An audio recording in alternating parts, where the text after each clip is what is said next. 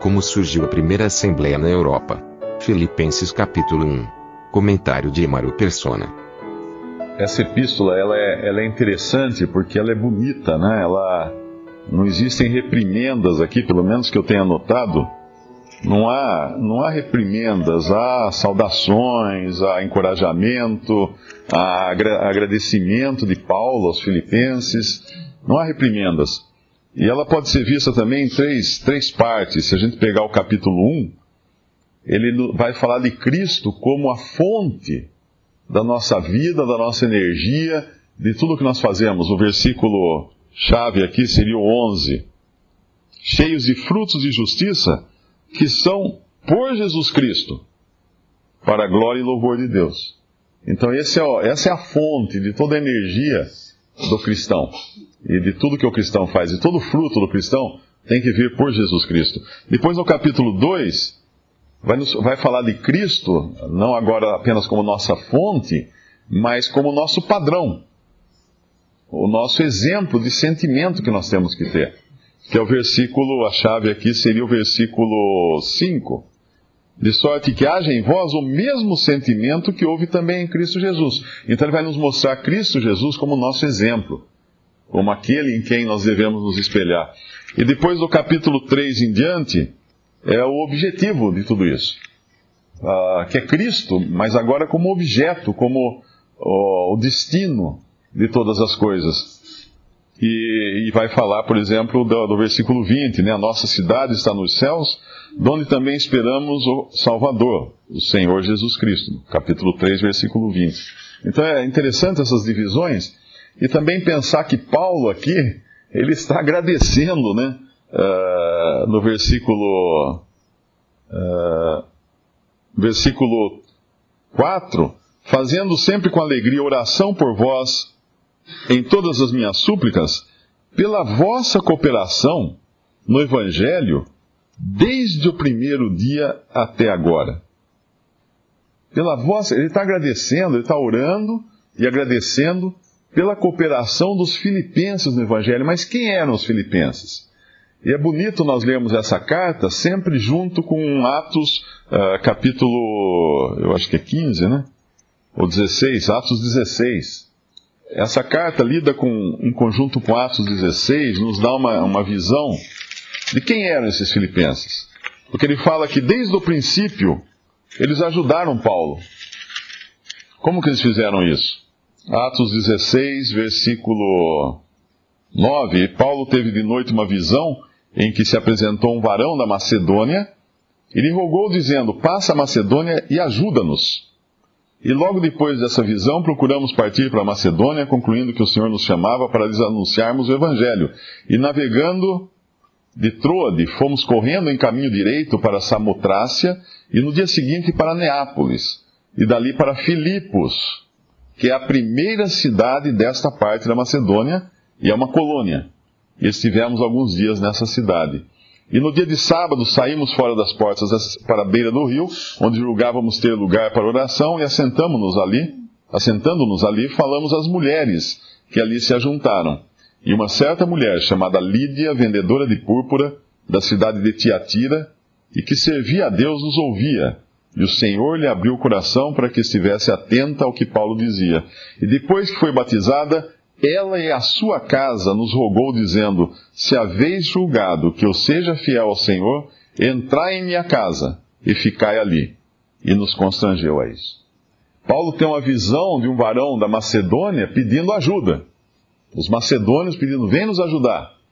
Então logo ele chega na Macedônia, que é Filipos, a primeira cidade daquela parte da Macedônia, e ele prega o Evangelho a essas mulheres que haviam se reunido ali perto de um rio. É ele que é ajudado depois. Lídia se converte e nós já vemos ela de um coração, brotando do seu coração esse desejo de receber o apóstolo. E obviamente quem o acompanhava, né, que eu acho que é Silas, se não me engano, que estava junto com Paulo, viajando com Paulo. E Lucas talvez também, porque ele escreve na primeira pessoa aqui. E ele então vai ficar hospedado na casa de Lídia, e essa é a primeira pessoa da assembleia que estava formando então em Filipo. Então essa Lídia era a primeira, uma mulher, começou com uma mulher a assembleia em Filipos. E depois, a segunda pessoa que provavelmente viria a fazer parte dessa assembleia é a jovem possessa de um espírito imundo. Quem era essa jovem? Ela era uma pitonisa, como era conhecida na Grécia naquela época. Eram mulheres que eram incorporadas por demônios e faziam adivinhações. E elas eram exploradas, como são exploradas hoje prostitutas por seus cafetões. Eles exploram essas mulheres, elas vão para a rua e eles recebem uma parte do ganho delas. A maior parte do ganho vai para eles. Assim eram essas mulheres também, as pitonisas na Grécia, ou na Ásia, né, na Macedônia. Elas trabalhavam fazendo adivinhações, eram possessas de demônios e eram então exploradas pelos seus senhores. Ela era uma escrava, essa mulher. E ela é liberta por Paulo desse seu espírito maligno e, obviamente, essa mulher acaba se convertendo, né? Só podemos concluir isso, que ela foi salva. E o terceiro participante, então, dessa assembleia em Filipos é o carcereiro. Um homem rude, um homem acostumado a cuidar de presos, né? De ficar ali lidando com presos, que aprisiona e castiga Paulo e Silas também, e os coloca no cárcere, prende os seus pés no cárcere. E nós vemos depois a história, nós sabemos que é um terremoto, as portas se abrem da prisão, e esse carcereiro acaba se convertendo, e ele e a família toda dele é batizada então. E aqui nós temos uma mulher, uma comerciante, que era Lídia, vendedora de púrpura, uma empresária.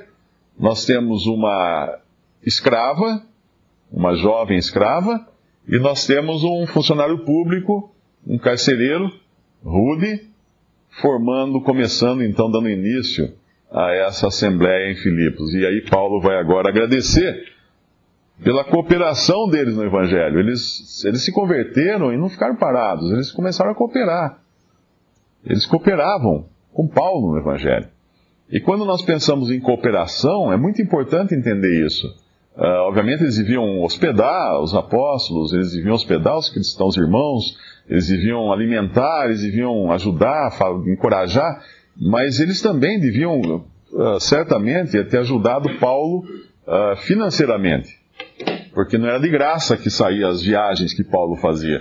Apesar dele ter um trabalho, né, ele trabalhava com suas próprias mãos, fazendo tendas, mas era custoso também as suas viagens, a sua manutenção.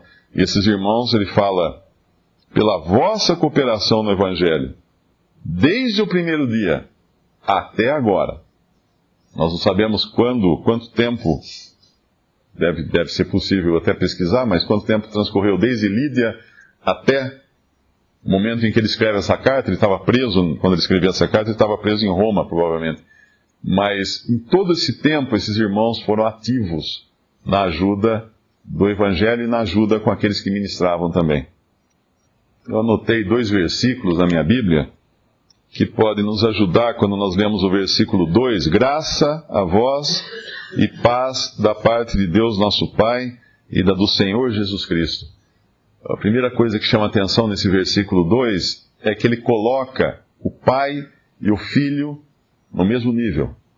Graça e paz vem da pessoa do Pai e da pessoa do Filho.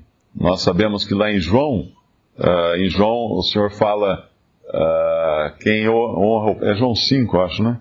Quem honra o Pai, eu não me lembro agora a passagem, eu acho que é João, para que honre o Pai assim como honra o Filho, ou para que honre o Filho assim como honra o Pai.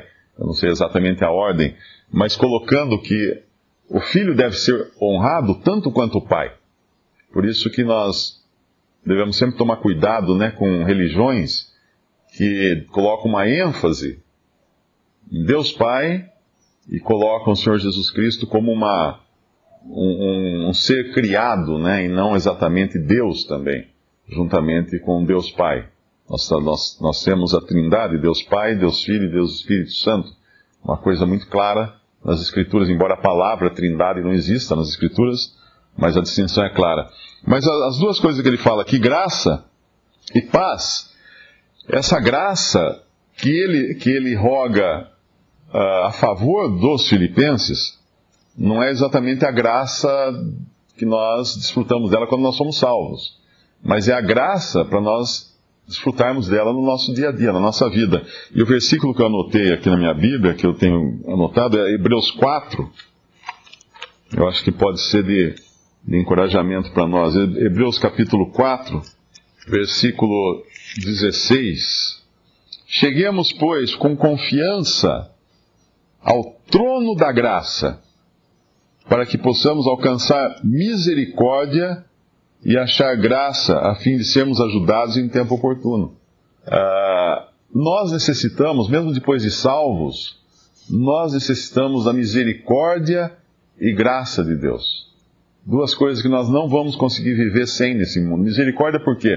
Porque nós erramos, porque nós estamos sujeitos a perigos, nós somos sujeitos a acidentes, nós somos fracos, sujeitos a falhas. Então nós precisamos de um Deus misericordioso e gracioso para tratar conosco.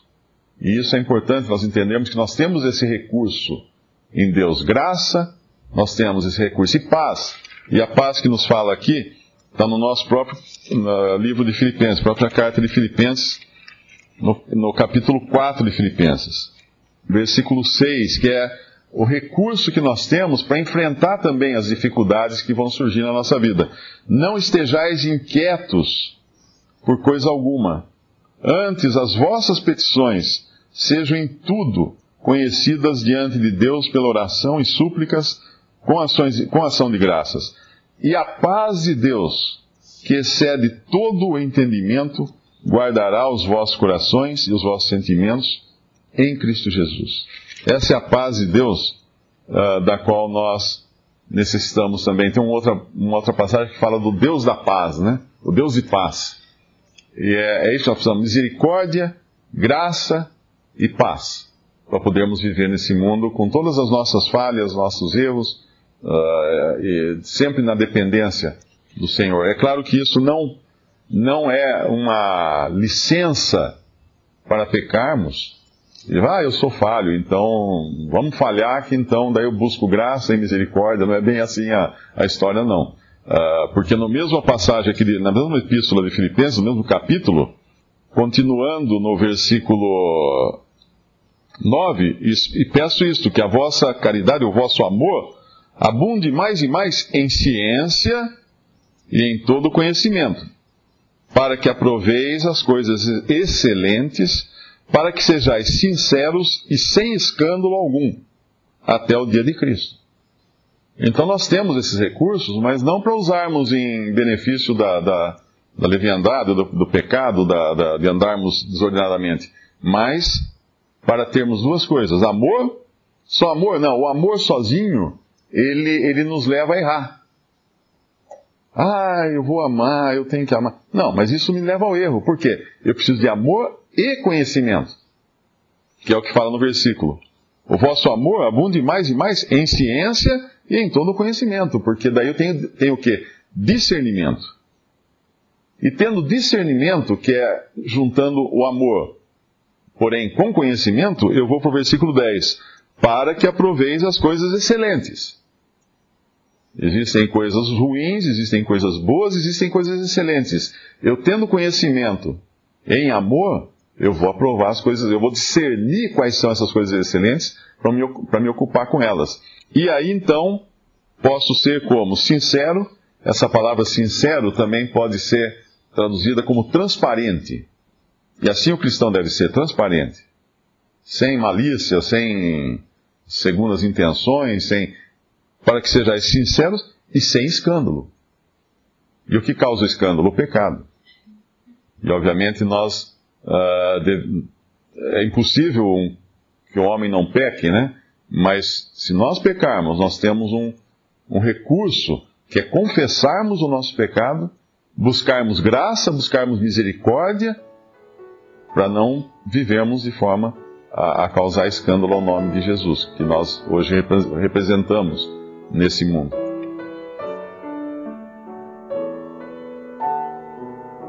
Visite Respondi.com.br. Visite também 3minutos.net.